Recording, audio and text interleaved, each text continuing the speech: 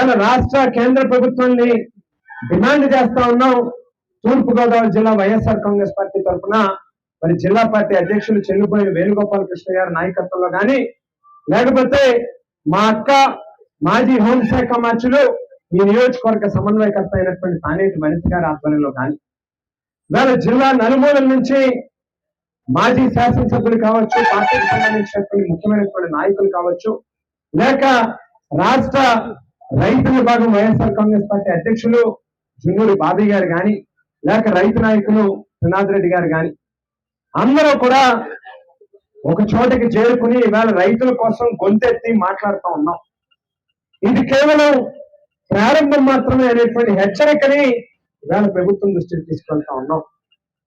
తక్షణమే ఈ సమస్య పట్ల ప్రభుత్వాలు స్పందించి టొబాకో రైతులకి తోడుగా నిలవనటువంటి పక్షంలో ఖచ్చితంగా ఈ యొక్క ఉద్యమాన్ని ముందుకు తీసుకెళ్లేటటువంటి కార్యక్రమం జరుగుతుందని చెప్పి వాళ్ళ ప్రభుత్వాన్ని హెచ్చరిస్తూ, మరి ఇప్పటికే చాలా కాలాతీతమైంది, చాలా సమయం లేట్ అయింది.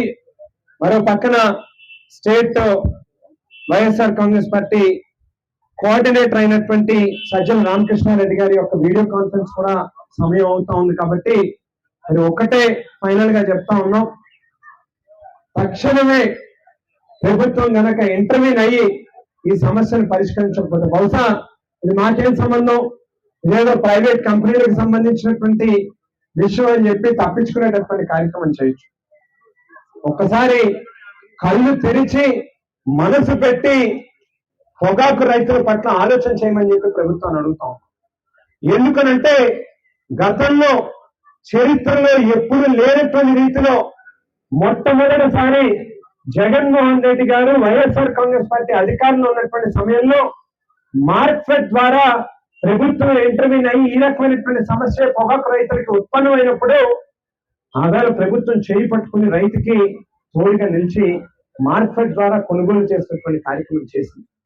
మరి అంతేకాకుండా 5 ఏళ్లలో చివరి కాలంలో మరి తుఫాను కారణంగా చాలా మంది రైతులు నష్టపోయినటువంటి పరిస్థితి వస్తే కూడా అదన రైతులకు నష్టపరిహారం కూడా అందించినటువంటి పరిస్థితి ఉంది.